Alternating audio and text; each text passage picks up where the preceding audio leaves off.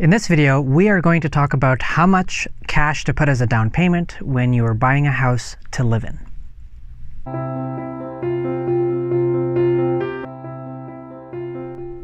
Hi, my name is Shyam Ganesh and I'm with Grow Your Wealth Financial Planning. When I speak with a lot of Canadians, a question that they're asking is how much of a down payment should I put on a house that I'm going to purchase to live in? There's a few considerations to think about, and so I'll lay them out as three separate ones. The first one is you really want to consider a payment that is going to be affordable. So the reason how much of a down payment you put matters is because obviously whatever you don't put as a down payment you are going to finance, and the greater the amount that you borrow, the greater your monthly payment is going to be.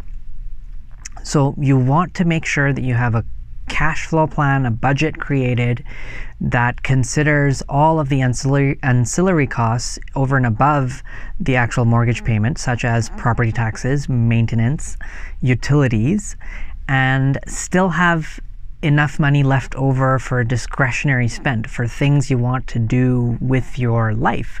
So you don't want to be house rich and cash poor from a cash flow point of view. You will still want to be able to go on vacations, and so you want to determine the amount of down payment you're putting in order to manage the payment that you are actually going to have to pay. So that's number one.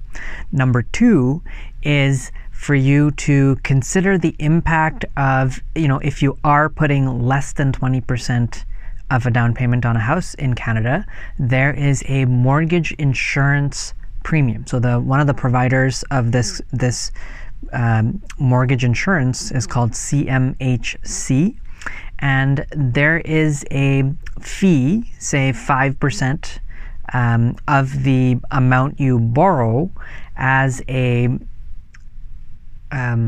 insurance premium. So it depends. There's a sliding scale. So if you put 5% down versus 10% down, in the case where you're putting less money down, there's a greater loan amount that needs to be insured. So there's a greater percentage of the total value of the house or of the total mortgage that gets added onto your mortgage.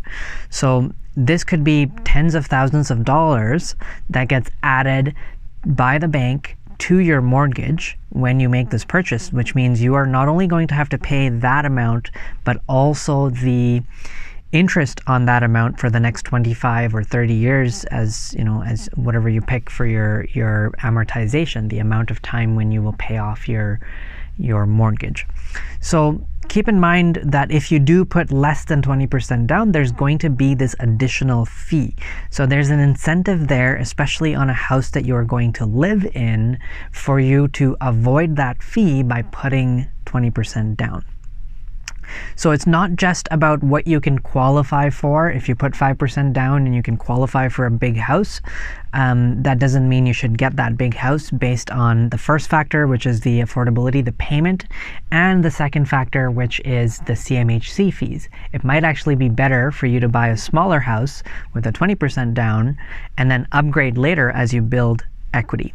So the third factor to consider when making this decision is just to make sure that you have enough cash on hand. So you not only from an expense point of view or a month-to-month point of view, you don't want to be stretched for cash, but you also want to have some liquid savings in the bank.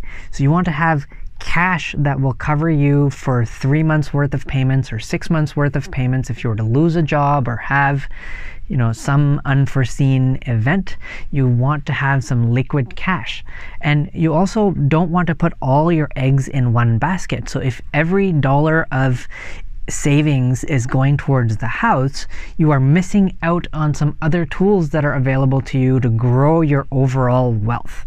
So think about what your goal is. If your only goal is to buy a house, then you can direct more money into the house.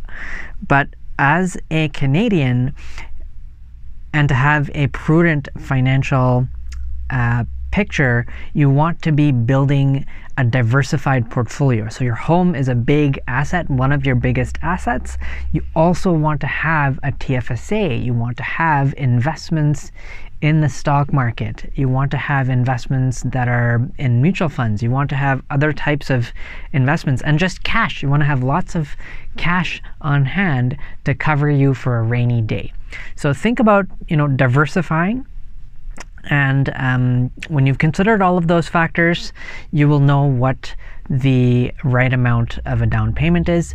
If you do need any help figuring this out, please do feel free to reach out. In fact, I have a questionnaire at the bottom, which will give you access to an analysis spreadsheet to see how much is affordable for you, and will also qualify you for a conversation with me if you would like that and find that useful.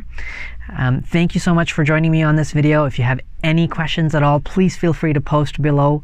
Otherwise, please do subscribe, like, and come back for more. Thank you so much.